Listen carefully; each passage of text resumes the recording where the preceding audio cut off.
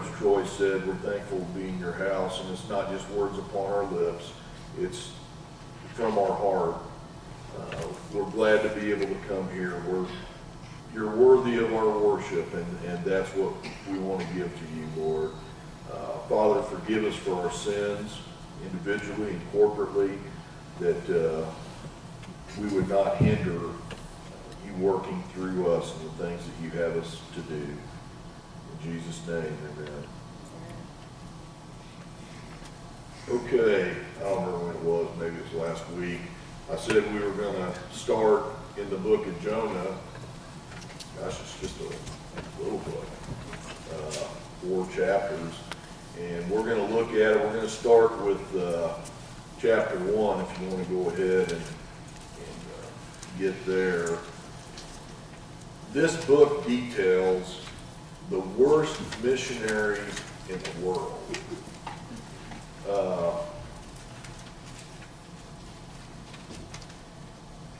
He really wasn't the guy. He ended up being successful as the Lord worked through him, but he was very reluctant. In Old Testament days, God had designed Israel to be his missionary people. They were to live his life and to take that life out into the world and show others about God, which they were many times reluctant to do. Also, in Psalms 96:3, the scripture tells us, declare his glory among the nations, his marvelous deeds among all peoples. And that was their calling. That's what they were chosen to do, to be missionaries themselves as a nation, to take this into the world. But they kind of, well, we'll get to that. Jonah wasn't not only reluctant as a missionary, but he was disobedient, he was selfish, he was sinful, and just had an overall lousy attitude to do what God had called him to do. We see in Israel a lack of concern for the lost, and yet God's total concern for the lost. See, they were called to take him into the world that the people may see, but they did just the opposite many times, is that they held these things. They kind of took a pride and an arrogance about what God had done in them, and they wanted it for themselves. They didn't want to do what God said. They didn't want to take it into the world that was so needy for him, because we got this. You know, we got this in ourselves, and so we don't need to share it. For one thing, they're just not good enough to receive what we've received. Now, the unfortunate thing, to bring it to the contemporary, is sometimes Christians today can have the same attitude. I've got Jesus, I've got it all going on, I'm in his family, and there's a reluctance to share with others what he's done for us. So we can't look at Jonah too harshly, because so many times we respond and we act as he acted, by not taking the word to the people that need it so badly. And we all know today the world needs Jesus badly. I hear so much these days and things I read and what have you about revival. Well, you know, it still goes back to the fact, who does revival start with? It starts with us. We can't expect and anticipate God to do a mighty work through us if we haven't allowed revival to come into our own lives. If we haven't gotten that thirsting, that drive to be what he wants us to be, which is similar to Jonah. He didn't want to be what God wanted him to be. God had plans for him, incredible plans, but he didn't want to go with that. And we see that not only in Israel, but we also see it in Jonah himself. And Jonah was a prophet. Let's go ahead and let's just read through chapter 1, and then we'll kind of break it down a little bit. The word of the Lord came to Jonah, son of Amittai. Go to the great city of Nineveh and preach against it, because its wickedness has come up before me. But Jonah ran away from the Lord and headed for Tarshish. He went to Joppa, where he found a ship bound for that port. After paying the fare, he went aboard and sailed for Tarshish to flee from the Lord. Then the Lord sent a great wind on the sea, and such a violent storm arose that the ship threatened to break up. All the sailors were afraid, and each cried out to his own God. And they threw the cargo into the sea to lighten the ship. But Jonah had gone below deck, where he lay down and fell into a deep sleep. The captain went to him and said, "How can you sleep? Get up and call on your God. Maybe he will take notice of us, and we will not perish." Then the sailors said to each other, "Come, let us cast lots to find out who is responsible for this calamity." They cast lots, and the lot fell on Jonah. So they asked him, "Tell us, who is responsible for making all this trouble for us? What do you do? Where do you come from? What is your country? From what people are you?" He answered, "I'm a Hebrew, and I worship the Lord, the God of heaven, who made the sea and the land." This terrified them, and they asked, "What have you done?" They knew he was running away from the Lord because he had already told them so. The sea was getting rougher and rougher, so they asked him, "What should we do to you to make the sea calm down for us?" "Pick me up and throw me into the sea," he replied, "and it will become calm. I know that it's my fault that this great storm has come upon you." Instead, the men did their best to row back to land, but they could not, for the sea grew even wilder than before. Then they cried to the Lord, "O Lord, please do not let us die for taking this man's life. Do not hold us accountable for killing an innocent man. For you, O Lord, have done as you pleased." Then they took Jonah and threw him overboard, and the raging sea grew calm. At this the men greatly feared the Lord, and they offered a sacrifice to the Lord and made vows to him. The Lord provided a great fish to swallow Jonah, and Jonah was inside the fish 3 days and 3 nights. And that first chapter is what we'll deal with today. The very first verse, the Lord spoke to Jonah. And Jonah heard the Lord, and he understood. He understood what the Lord was asking him to do. So let's see.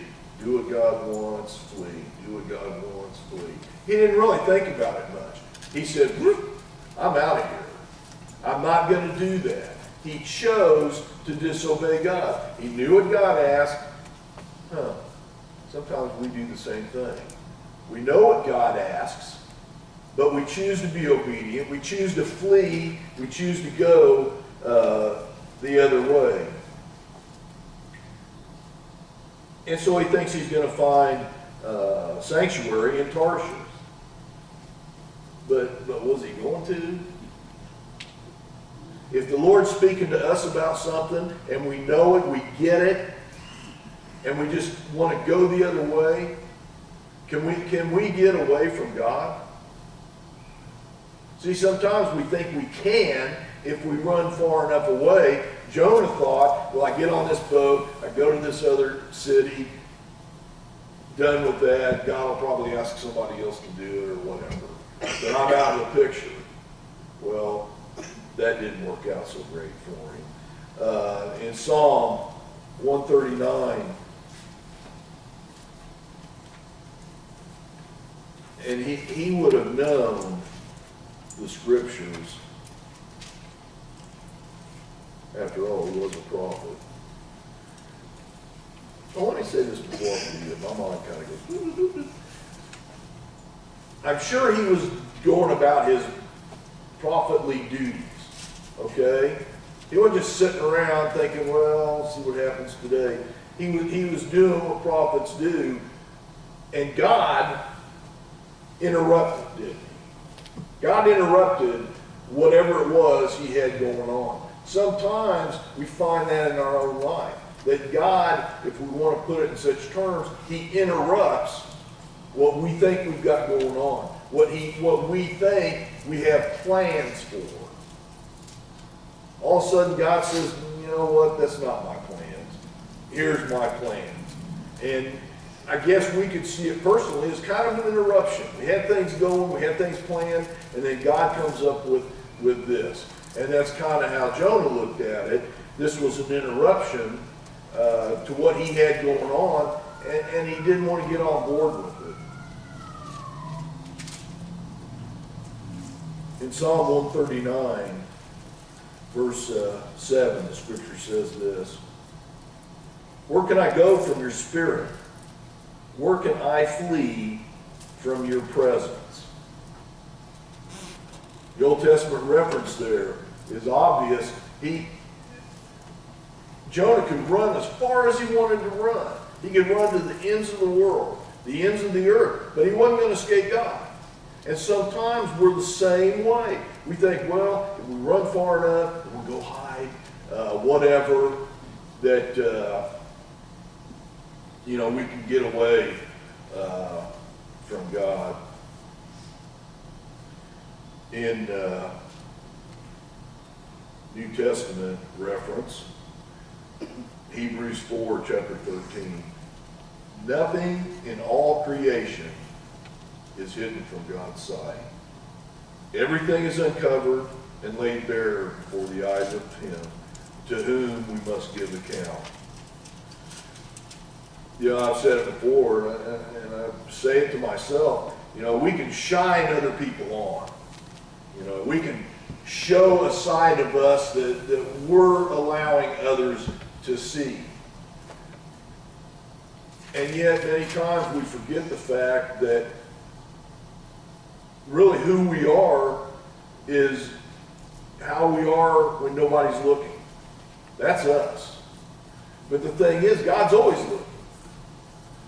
We're not going to do anything that escapes his view.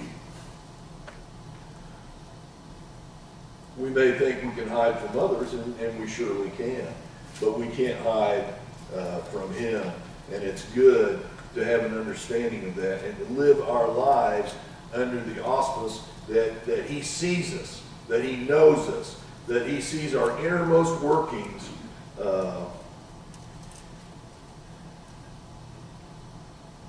And we want that to be pleasing to him.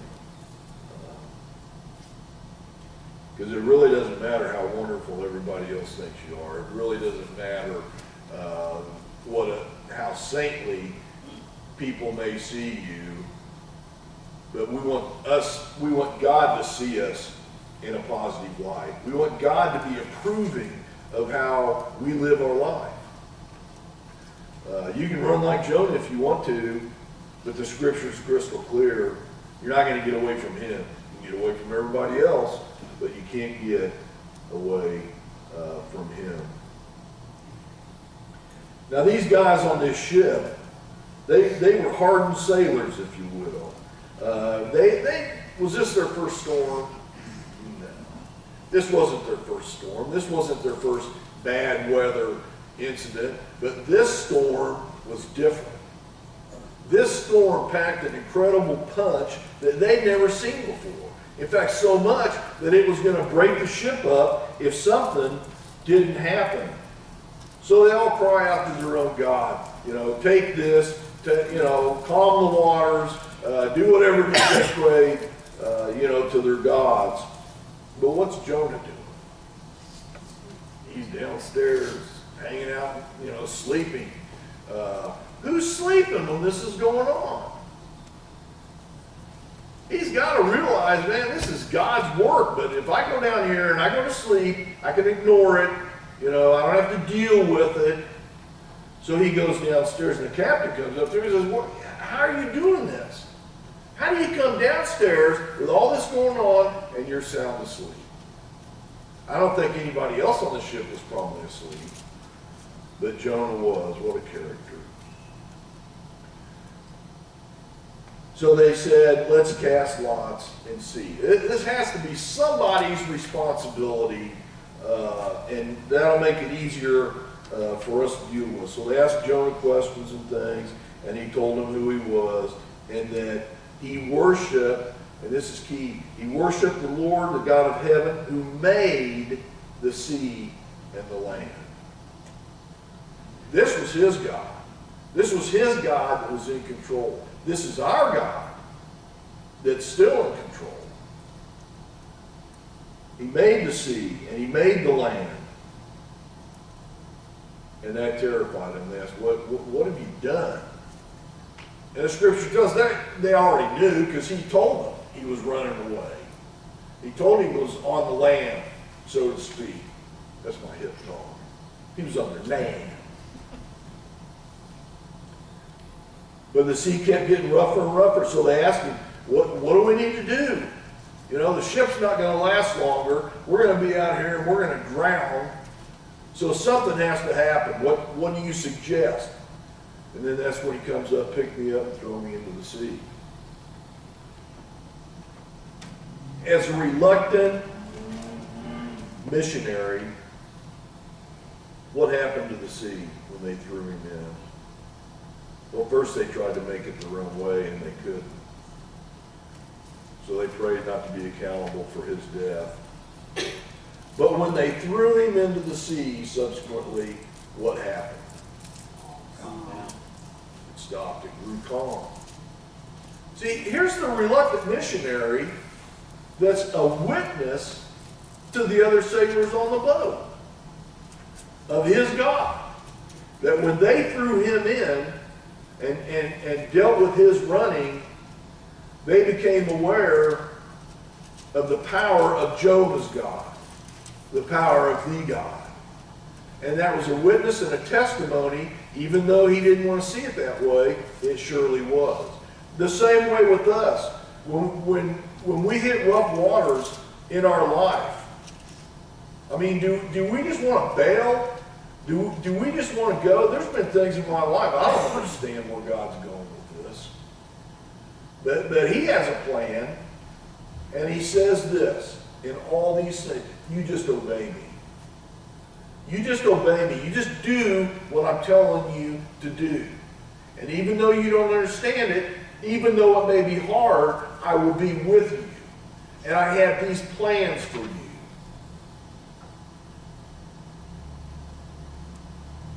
It's not always easy to be obedient to him.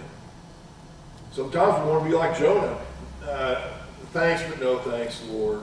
I really don't want to go in that direction. I really don't want to do that. You're interrupting my life. See, that was the whole thing with Pharisees. They didn't even use it for Jesus because what? He's interrupting their game. He's getting in the mix. We don't need you. We got everything going on in our life. And so many people today, they don't have a need for Christ because they feel like, wrong as it may be, that they got everything going on in their life. I have no need for Jesus. I've got it all taken care of. Well, that plan probably will change when they stand before the Father. And hopefully, it will change before they pass into that time. But as they threw him in, the raging sea grew calm. And I can imagine it was just like, bam! And these tough sailors are like, wow, that God rules. And not in the modern vernacular, that God rules. So much so that they feared the Lord in a good way. And they made vows to him. They offered sacrifice.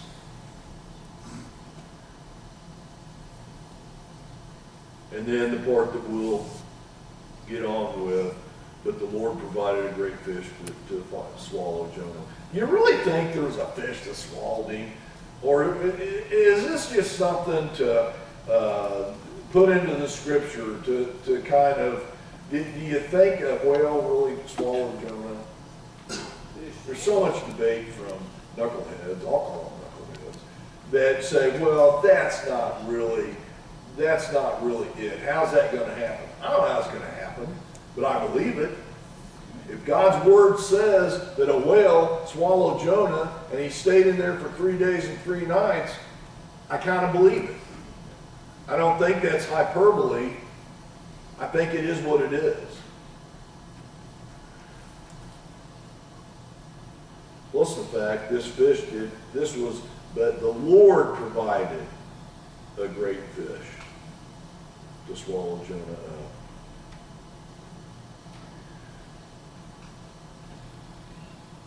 We'll take that from chapter 2 next week. But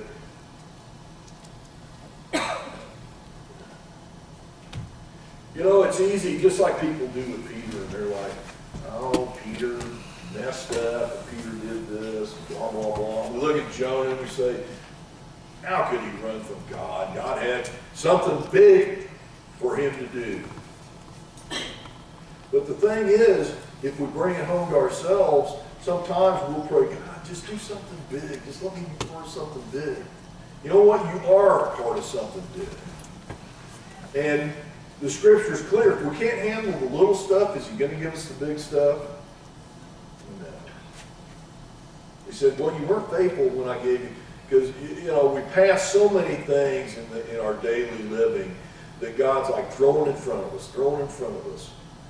And we're just zoom right through it.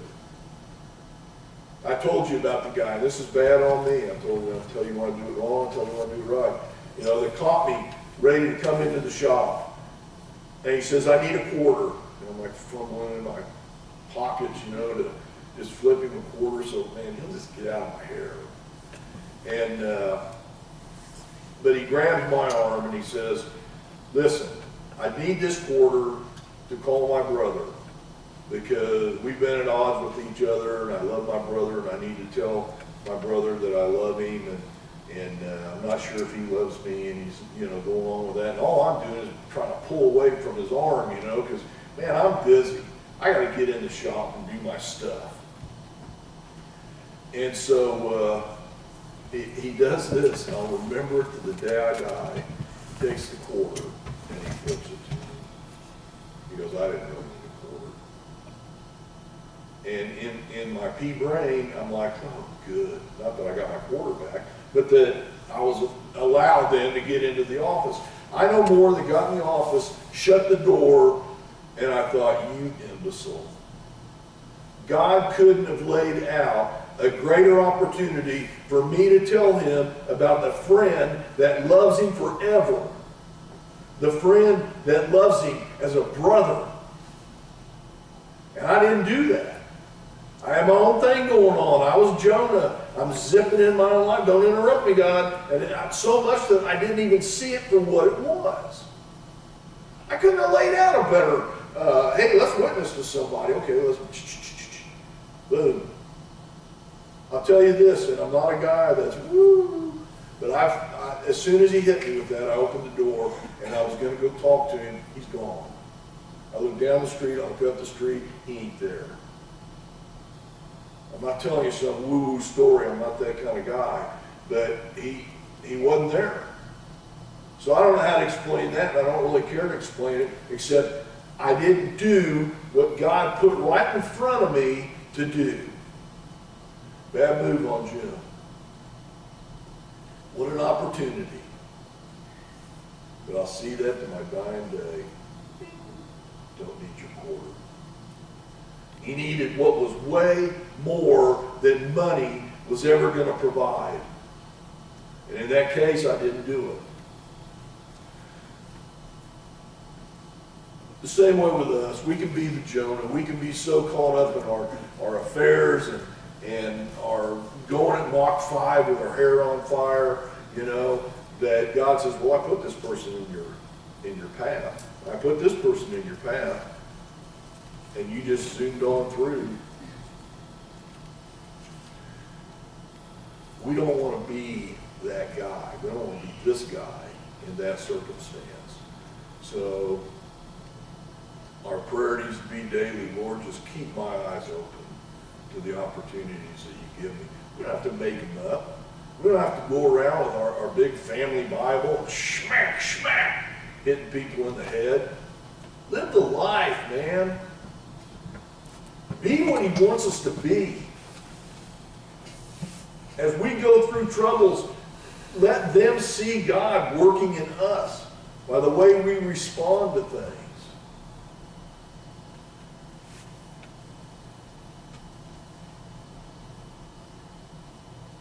Just help us to see and to learn from that's what I like about the Bible. He doesn't just pick out the guys and the women that were, woo, they're great. We see the Jonahs. We see the Peters when he didn't do right. And we can all relate to that if we want to, and if we don't get too self-righteous about things. You know, like, well, I'm not Peter. I'd never do that, really. I'm not Jonah. I'd never do that, really. But if we can see it and we can learn how God works through people and how people relation with God in things, I think we're going to be better for it. Let's go to the Lord in prayer.